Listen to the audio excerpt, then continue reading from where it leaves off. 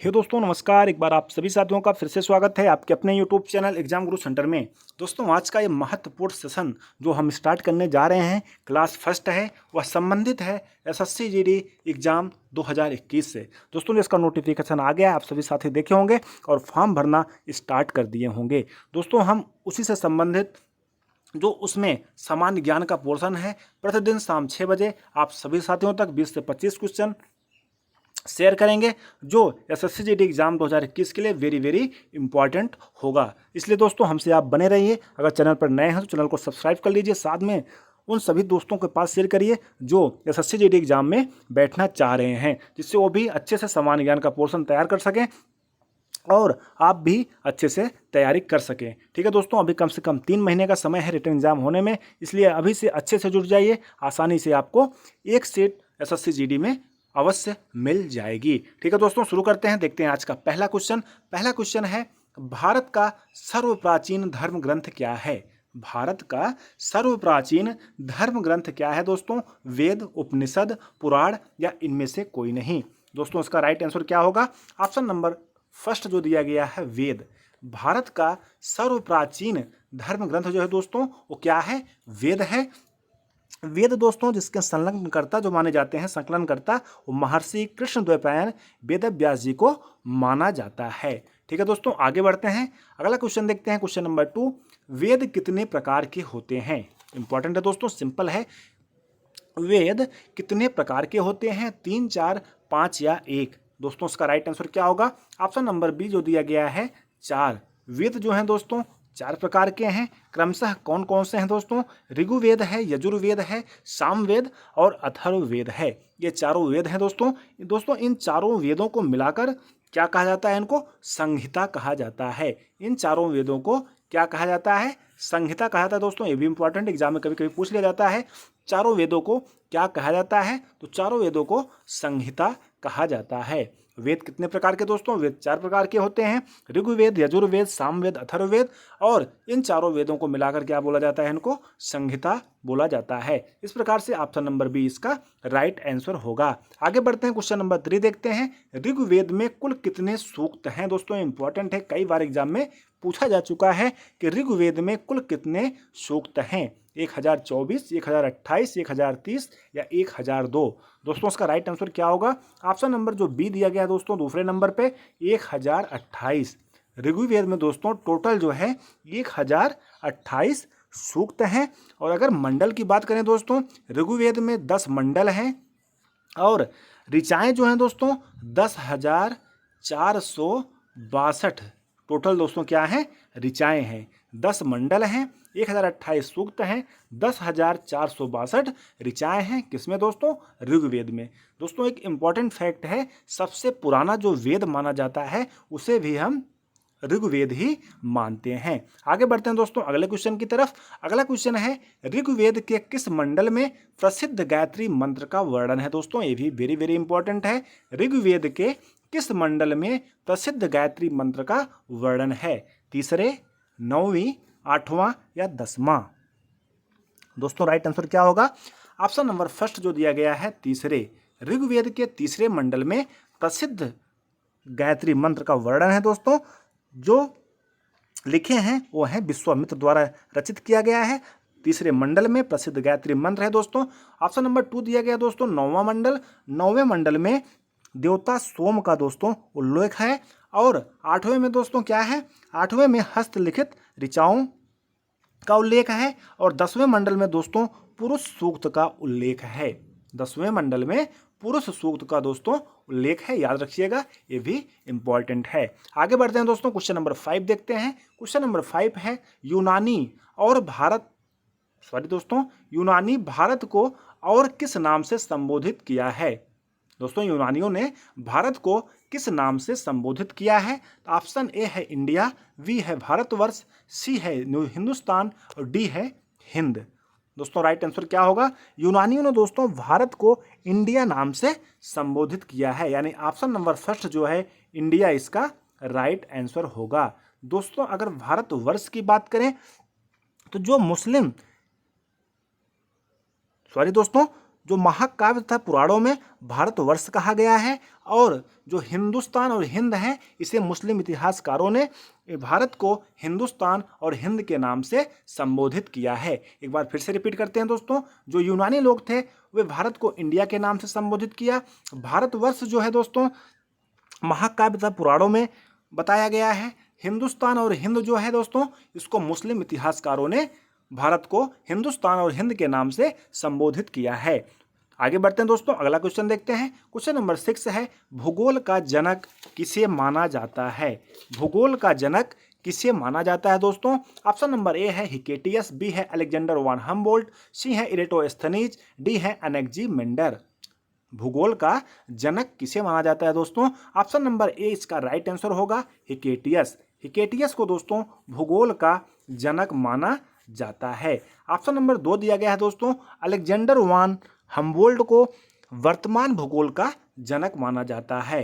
वर्तमान भूगोल का जनक दोस्तों किसे माना जाता है? अलेक्जेंडर वन हम्बोल्ट को। ऑप्शन नंबर दोस्तों तीसरा दिया गया है इरेटोस्थनीज। इरेटोस्थनीज को दोस्तों व्यवस्थित भूगोल का जनक माना जाता है। ऑप्शन नंबर 4 दिया गया है अनेक्जीमेंडर। अनेक्जीमेंडर को दोस्तों विश्व मानचित्र के निर्माणकर्ता के रूप में जाना जाता है। एक बार फिर से रिपीट करते हैं, हिकेटियस को भूगोल का दोस्तों जनक माना जाता है, अलेक्जेंडर वन हम्बोल्ट को वर्तमान भूगोल का जनक माना जाता है दोस्तों, और इरेटोस्थनीज को व्यवस्थित भूगोल का जनक माना जाता है, और अनेक्जीमेंडर जी को दोस्तों विश्व मानचित्र के निर्माणकर्ता के रूप में जाना जाता है दोस्तों। ये चारों वेरी वेरी इंपॉर्टेंट है, इसलिए क्वेश्चन में इन्हें हम सम्मिलित किए। अलग अलग क्वेश्चन के रूप में ये परीक्षा में पूछे जा सकते हैं। आगे बढ़ते हैं दोस्तों, क्वेश्चन नंबर 7 देखते हैं। ब्रह्मांड का व्यास कितना प्रकाश वर्ष है? दोस्तों ब्रह्मांड का व्यास जो है कितना प्रकाश वर्ष है, इंपॉर्टेंट है दोस्तों। ये 10 का पावर 8 है, और 10 का पावर 5 है, और 10 का पावर 9 है, और केवल ओनली 10 है। तो राइट आंसर दोस्तों क्या होगा? ऑप्शन नंबर फर्स्ट जो है 10 का पावर 8 प्रकाश वर्ष होता है ब्रह्मांड का व्यास। इंपॉर्टेंट है दोस्तों, याद रखिएगा। आगे बढ़ते हैं, क्वेश्चन नंबर 8 देखते हैं। आकाश गंगा की सबसे नजदीकी मंदाकिनी को क्या नाम दिया गया? आकाश गंगा के सबसे नजदीकी मंदाकिनी को दोस्तों क्या नाम दिया गया है? ड्वार्फ मंदाकिनी, देवयानी, आर्यन नेबुला, या इनमें से कोई नहीं। दोस्तों राइट आंसर क्या होगा? जो सबसे नजदीकी मंदाकिनी है दोस्तों वो कौन सी है? देवयानी। देवयानी जो आकाश गंगा की सबसे नजदीकी मंदाकिनी है दोस्तों वो कौन सी है? देवयानी। दोस्तों अगर मंदाकिनी के बारे में बात करें तो मंदाकिनी क्या होता है? तारों का ऐसा समूह है दोस्तों जो धुंधला सा दिखलाई पड़ता है, तथा जो तारा निर्माण की प्रक्रिया की शुरुआत का गैस पुंज है, मंदाकिनी कहलाता है। दोस्तों अगर आकाश गंगा की बात करें, हमारी पृथ्वी भी अपनी एक मंदाकिनी है जिसे दुग्ध मेखला या आकाश गंगा कहते हैं। मंदाकिनी को ही दोस्तों आकाश गंगा के भी नाम से जाना जाता है। और दोस्तों जो ऑप्शन नंबर ए दिया गया है ड्वार्फ मंदाकिनी, ड्वार्फ मंदाकिनी नवीनतम ज्ञात मंदाकिनी है। ड्वार्फ मंदाकिनी जो है दोस्तों नवीनतम ज्ञात मंदाकिनी है। और जो आर्यन नेबुला ऑप्शन में दिया गया है ये है आकाश गंगा की सबसे शीतल और सबसे चमकीले तारों का समूह है आर्यन नेबुला। एक बार फिर से रिपीट करते हैं दोस्तों, जो ड्वार्फ मंदाकिनी है या सबसे नजदीकी मंदाकिनी है, आकाश गंगा की सबसे नजदीकी मंदाकिनी है। और जो दोस्तों ड्वार्फ मंदाकिनी जो है यह नवीनतम मंदाकिनी है। और जो देवयानी है दोस्तों जिसका ऑप्शन नंबर 20 का आंसर सही है वो जो है आकाश गंगा की सबसे नजदीकी मंदाकिनी है। जो आर्यन नेबुला है दोस्तों यह जो है आकाश गंगा की सबसे शीतल और चमकीले तारों का समूह है। आकाश गंगा के सबसे शीतल और चमकीले तारों का समूह जो है वो है आर्यन नेबुला। ठीक है दोस्तों, आगे बढ़ते हैं, क्वेश्चन नंबर 9 देखते हैं। सौर मंडल के समस्त ऊर्जा का स्रोत क्या है? सौर मंडल के दोस्तों समस्त ऊर्जा का स्रोत क्या है? आकाश गंगा, मंदाकिनी, सूर्य या ग्रह? दोस्तों राइट आंसर क्या होगा? ऑप्शन नंबर सी सूर्य। सौर मंडल की दोस्तों जो समस्त ऊर्जा का ग्रह है वो क्या है? सूर्य है। आगे बढ़ते हैं दोस्तों, क्वेश्चन नंबर 10 देखते हैं। क्वेश्चन नंबर 10 है सूर्य में हाइड्रोजन की मात्रा कितना प्रतिशत है? इंपॉर्टेंट है दोस्तों, सूर्य में हाइड्रोजन की मात्रा कितना प्रतिशत होता है या कितना प्रतिशत है? दोस्तों जैसा आप सभी साथियों को पता है, सूर्य जो है एक गैसीय गोला है। सूर्य जो है दोस्तों एक गैसीय गोला है जिसमें हाइड्रोजन की जो प्रतिशत मात्रा है वह 71% है, और जो हीलियम की मात्रा है दोस्तों HI हीलियम की जो मात्रा है वो 26.5% है, और अगर अन्य तत्व की बात किया जाए तो 2.5% अन्य तत्व अदर एलिमेंट्स इसमें मौजूद हैं। एक बार फिर से रिपीट करते हैं, सूर्य जो है दोस्तों एक गैसीय गोला है जिसमें हाइड्रोजन की 71% मात्रा है, और 26.5 है या हीलियम की मात्रा है, और जो अदर तत्व हैं अदर एलिमेंट हैं वो हैं 2.5%। ठीक है दोस्तों, आगे बढ़ते हैं, अगला क्वेश्चन देखते हैं, question number 11। The wealth of nation, important है दोस्तों, वेरी वेरी इंपॉर्टेंट है, कई बार एग्जाम में पूछा जा चुका है। द वेल्थ ऑफ नेशंस किताब किसने प्रकाशित की थी दोस्तों, वेरी वेरी इंपॉर्टेंट है। ऑप्शन नंबर ए है Adam Smith, option number B है professor Lange, option number C है Amartya Sen, option number D है यह सभी। दोस्तों राइट आंसर क्या होगा, ऑप्शन नंबर फर्स्ट जो दिया गया है दोस्तों एडम स्मिथ। एडम स्मिथ जो हैं द वेल्थ ऑफ नेशन किताब को प्रकाशित किए थे दोस्तों। किस वर्ष प्रकाशित किए थे, 1776 ईस्वी में। 1776 ईस्वी में एडम स्मिथ द्वारा द वेल्थ ऑफ नेशंस किताब जो है प्रकाशित किया गया था, जिसमें पूंजीवाद अर्थव्यवस्था का उद्गम स्रोत माना जाता है। जिसे दोस्तों पूंजीवाद अर्थव्यवस्था का उद्गम स्रोत माना जाता है द वेल्थ ऑफ नेशन किताब में, जिसको 1776 ईस्वी में एडम स्मिथ के द्वारा प्रकाशित किया गया था। दोस्तों अगर ये वीडियो पसंद आ रहा है तो ज़्यादा से ज़्यादा शेयर करें दोस्तों, लाइक करना ना भूलें, जिससे हम और अधिक मोटिवेट होंगे और आप सभी साथियों के लिए निरंतर प्रतिदिन शाम 6 बजे वीडियो प्रोवाइड करते रहेंगे। आगे बढ़ते हैं दोस्तों, क्वेश्चन नंबर 12 देखते हैं। मानव की आर्थिक गतिविधियों का अध्ययन कौन करता है। इंपॉर्टेंट है दोस्तों, वेरी वेरी सिंपल है, लेकिन कभी कभी ऐसे ही क्वेश्चन एग्जाम में पूछ लिए जाते हैं जहां हम और आप सभी साथियों को कंफ्यूजन हो जाता है। तो क्वेश्चन क्या है, मानव की आर्थिक गतिविधियों का अध्ययन कौन करता है। इतिहास, भूगोल, अर्थशास्त्र या भौतिक विज्ञान। दोस्तों राइट आंसर क्या होगा, ऑप्शन नंबर सी यानी जो तीसरे नंबर पे है अर्थशास्त्र। मानव की आर्थिक गतिविधियों का जो अध्ययन होता है दोस्तों अर्थशास्त्र क्षेत्र के अंतर्गत किया जाता है। अगला क्वेश्चन है दोस्तों क्वेश्चन नंबर 13। पहली बार राज्य अर्थव्यवस्था सिद्धांत किसने दिया था। फर्स्ट टाइम दोस्तों पहली बार जो है राज्य अर्थव्यवस्था सिद्धांत किसने दिया था। Karl Marx, professor Lange, white collar या महबूब उल हक। इंपॉर्टेंट है दोस्तों, राइट आंसर क्या होगा, ऑप्शन नंबर जो फर्स्ट दिया गया है ए कार्ल मार्क्स।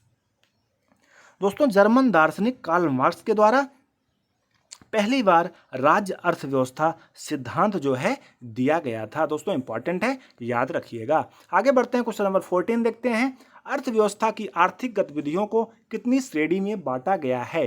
अर्थव्यवस्था की आर्थिक गतिविधियों को कितने श्रेणी में बांटा गया है, 1, 2, 3 या 4। दोस्तों राइट आंसर क्या होगा, ऑप्शन नंबर थर्ड है 3। अर्थव्यवस्था की दोस्तों जो आर्थिक गतिविधियां हैं उसको 3 भागों में बांटा गया है, प्राथमिक क्षेत्र, द्वितीयक क्षेत्र, तृतीयक क्षेत्र। आगे बढ़ते हैं दोस्तों, क्वेश्चन नंबर 15 देखते हैं। पशुपालन किस क्षेत्र के अंतर्गत आता है। दोस्तों वेरी वेरी इंपॉर्टेंट है, जितने भी क्षेत्र हैं कौन कौन से उसके अंतर्गत आते हैं हम आगे वाली वीडियो में प्रोवाइड करते रहेंगे। आप सभी साथी नोट्स बनाकर अच्छे से तैयार करते रहें। दोस्तों एसएससी जीडी काफ़ी वैकेंसी निकाली है, कम से कम 25,000 के एबव है। अभी सीआरपीएफ में कोई वैकेंसी नहीं दी गई है, उम्मीद है दोस्तों आगे वैकेंसी और बढ़ेगी, इसलिए तैयारी अच्छे से करते रहिए, पक्का अपना एक सीट सुरक्षित करिए। पशुपालन किस क्षेत्र के अंतर्गत आता है, प्राथमिक, द्वितीयक, तृतीयक या इनमें से कोई नहीं। दोस्तों इसका राइट आंसर क्या होगा, ऑप्शन नंबर फर्स्ट प्राथमिक। दोस्तों जो पशुपालन है वो प्राथमिक क्षेत्र के अंतर्गत आता है। और अगर बात किया जाए कृषि भी, एग्रीकल्चर भी प्राथमिक क्षेत्र के अंतर्गत आता है। मत्स्य पालन हो गया, खनन हो गया, ये सब जो हैं प्राथमिक क्षेत्र के अंतर्गत आते हैं। आगे बढ़ते हैं दोस्तों, क्वेश्चन नंबर 16 देखते हैं। रेगुलेटिंग एक्ट अधिनियम किस वर्ष पारित किया गया। रेगुलेटिंग एक्ट अधिनियम दोस्तों किस वर्ष पारित किया गया, 1772, 1773, 1757 या आपका क्या हो गया 1764 ईस्वी। दोस्तों राइट आंसर क्या होगा, ऑप्शन नंबर बी 1764 1973 ईस्वी में रेगुलेटिंग एक्ट को पारित किया गया था। ठीक है दोस्तों, आगे बढ़ते हैं। क्वेश्चन नंबर 17 है, किस एक्ट के द्वारा केंद्रीय प्रशासन की नींव रखी गई? किस एक्ट के द्वारा केंद्रीय प्रशासन की नींव रखी गई थी? Regulating act, Pitt's India act या एक्ट ऑफ सेटलमेंट या इनमें से कोई नहीं? दोस्तों राइट आंसर क्या होगा? ऑप्शन नंबर ए, रेगुलेटिंग एक्ट 1773 ईस्वी में सर्वप्रथम केंद्रीय प्रशासन की नींव रखी गई थी। दोस्तों अगर रेगुलेटिंग एक्ट की और बात करें तो भारत में ईस्ट इंडिया कंपनी के कार्यों को नियमित और नियंत्रित करने की दिशा में ब्रिटिश सरकार के द्वारा उठाया गया यह पहला कदम था, अर्थात कंपनी के शासन पर संसदीय नियंत्रण स्थापित किया गया था और फर्स्ट बार केंद्रीय प्रशासन की नींव भी दोस्तों रखी गई थी। आगे बढ़ते हैं। किस अधिनियम के द्वारा बंगाल के गवर्नर को बंगाल के गवर्नर जनरल पद का नाम दिया गया? जनरल पद का नाम दिया गया किस एक्ट के द्वारा, यानी किस अधिनियम के द्वारा? तो दोस्तों इसका भी राइट आंसर होगा ऑप्शन नंबर ए, रेगुलेटिंग एक्ट 1773 ईस्वी के द्वारा बंगाल के गवर्नर को फर्स्ट बार गवर्नर जनरल पद का नाम दिया गया। आगे बढ़ते हैं, क्वेश्चन नंबर 19 देखते हैं। रेगुलेटिंग एक्ट के तहत बनने वाले प्रथम गवर्नर जनरल कौन थे? दोस्तों जो 1773 ईस्वी में रेगुलेटिंग एक्ट आया था उसके तहत बनने वाले बंगाल के प्रथम गवर्नर जनरल कौन थे? कौन थे दोस्तों? ऑप्शन नंबर ए इसका राइट आंसर होगा लॉर्ड वारेन हेस्टिंग्स, जो है प्रथम गवर्नर जनरल थे जो रेगुलेटिंग एक्ट के तहत बनाए गए थे। आगे बढ़ते हैं दोस्तों, क्वेश्चन नंबर 20 देखते हैं। किस अधिनियम के अंतर्गत कोलकाता में एक उच्चतम न्यायालय की स्थापना की गई? दोस्तों इसका भी राइट आंसर होगा रेगुलेटिंग एक्ट 1773 अधिनियम के द्वारा कोलकाता में एक उच्चतम न्यायालय की स्थापना की गई थी। दोस्तों किस वर्ष की गई थी? अगले ही वर्ष यानी 1773 में रेगुलेटिंग एक्ट पारित हुआ था। 1774 ईस्वी में ही कोलकाता में एक उच्चतम न्यायालय की स्थापना हुई थी। आगे बढ़ते हैं दोस्तों, क्वेश्चन नंबर 21 देखते हैं। दोस्तों हर पार्ट में, हर सीरीज में हम 5 क्वेश्चन करंट अफेयर्स का डालेंगे, 5 हिस्ट्री का, 5 ज्योग्राफी का, 5 पॉलिटी का, 5 इकोनॉमी का और लास्ट में 5 क्वेश्चन डालेंगे दोस्तों हम करंट अफेयर्स का, जिससे साथ साथ में करंट अफेयर्स भी आपका तैयार होता रहे। 21 क्वेश्चन नंबर है, वर्तमान में भारत के रेल मंत्री कौन है? दोस्तों अभी हाल ही में मोदी मंत्रिमंडल का विस्तार किया गया, जिसमें भारत के रेल मंत्री जो हैं अश्विनी वैष्णव जी को बनाया गया। अश्विन वैष्णव जी को भारत का रेल मंत्री नया बनाया गया, यानी ऑप्शन नंबर ए इसका राइट आंसर होगा। किसकी जगह लिए दोस्तों? पीयूष गोयल की जगह लिए कौन? अश्विनी वैष्णव जी। आगे बढ़ते हैं दोस्तों, क्वेश्चन नंबर 22 देखते हैं। हाल ही में त्रिपुरा राज्य का नया राज्यपाल किसे बनाया गया? दोस्तों अभी हाल ही में दोस्तों 8 राज्यों के नए राज्यपाल बनाए गए हैं। आप सभी साथी एग्जाम गुरु सेंटर के वीडियोज में जाकर देख सकते हैं। 8 राज्यों के राज्यपाल का एक अच्छा सा वीडियो डाल दिए हैं, उससे आप तैयार कर सकते हैं। हाल ही में त्रिपुरा राज्य का नया राज्यपाल किसे बनाया गया? सत्यदेव नारायण आर्य, रमेश बैस या बेबी रानी मौर्य या बंडारू दत्तात्रेय? दोस्तों राइट आंसर क्या होगा? Option number A, Satyadev Narayan Arya ji को अभी त्रिपुरा राज्य का नया राज्यपाल बनाया गया। आगे बढ़ते हैं, क्वेश्चन नंबर 23 देखते हैं। हाल ही में उत्तराखंड राज्य का नया मुख्यमंत्री दोस्तों किसे बनाया गया? वेरी वेरी इंपॉर्टेंट एग्जाम में पूछा जा सकता है कि अभी हाल ही में उत्तराखंड राज्य का नया मुख्यमंत्री किसे बनाया गया? 4 ऑप्शन दिए गए हैं, त्रिवेंद्र सिंह रावत, तीरथ सिंह रावत, बेबी रानी मौर्य या पुष्कर सिंह धामी। दोस्तों राइट आंसर क्या होगा? Option number D, Pushkar Singh Dhami ji को अभी हाल ही में उत्तराखंड राज्य का नया मुख्यमंत्री बनाया गया। ठीक है दोस्तों, बेबी रानी मौर्य उत्तराखंड राज्य के गवर्नर हैं। आगे बढ़ते हैं दोस्तों, क्वेश्चन नंबर 24 देखते हैं। हाल ही में भारत का कौन सा राज्य जनसंख्या नियंत्रण की नीति बना रहा है? दोस्तों वेरी वेरी इंपॉर्टेंट क्वेश्चन है, एग्जाम में अवश्य जनसंख्या नीति से ये क्वेश्चन पूछे जाएंगे। तो अभी हाल ही में दोस्तों भारत का कौन सा राज्य है जो जनसंख्या नियंत्रण की नीति बना रहा है? उत्तर प्रदेश, बिहार, महाराष्ट्र या गोवा? तो दोस्तों इसका राइट आंसर क्या होगा? ऑप्शन नंबर ए, उत्तर प्रदेश। अभी हाल ही में उत्तर प्रदेश के मुख्यमंत्री योगी आदित्यनाथ जी ने उत्तर प्रदेश में जनसंख्या नियंत्रण की नीति बना रहे हैं। आगे बढ़ते हैं दोस्तों, क्वेश्चन नंबर 25 देखते हैं। इस महत्वपूर्ण सेशन का दोस्तों लास्ट क्वेश्चन है, जरूर बताइएगा कमेंट सेशन में कि वीडियो कैसा लगा। क्वेश्चन है, हाल ही में भारत के शिक्षा मंत्री किसे बनाया गया? हाल ही में भारत के शिक्षा मंत्री दोस्तों किसे बनाया गया? किरण रिजिजू, अनुराग ठाकुर, धर्मेंद्र प्रधान, राजनाथ सिंह? दोस्तों राइट आंसर क्या होगा? ऑप्शन नंबर सी यानी तीसरे नंबर पर जो दिया गया है, धर्मेंद्र प्रधान जी को जो पेट्रोलियम मंत्री हुआ करते थे उन्हें भारत का नया शिक्षा मंत्री बनाया गया है दोस्तों। और अनुराग ठाकुर जी को खेल मंत्री बनाया गया है। राजनाथ सिंह आपके रक्षा मंत्री पहले से थे और अब भी रक्षा मंत्री हैं। ठीक है दोस्तों, इस प्रकार से ऑप्शन नंबर सी इसका राइट आंसर होगा। हाल ही में भारत के शिक्षा मंत्री धर्मेंद्र प्रधान जी को बनाया गया है। दोस्तों इस प्रकार से आज का अपना महत्वपूर्ण सेशन जो क्लास फर्स्ट था एसएससी जीडी के लिए स्पेशली स्टार्ट किए हैं, आप सभी साथियों को कैसा लगा? हमें उम्मीद है आप सभी साथियों को अच्छा लगा होगा और आप सभी साथी अच्छे से वीडियो को देखे होंगे। ठीक है दोस्तों, थैंक्स फॉर वॉचिंग। मिलते हैं नेक्स्ट वीडियो में, तब तक के लिए धन्यवाद। जय हिंद। पढ़ाई दबा के करिए दोस्तों, अभी काफ़ी टाइम है, आराम से एक वर्दी एक सेट पक्की करिए। ठीक है दोस्तों, धन्यवाद। जय हिंद।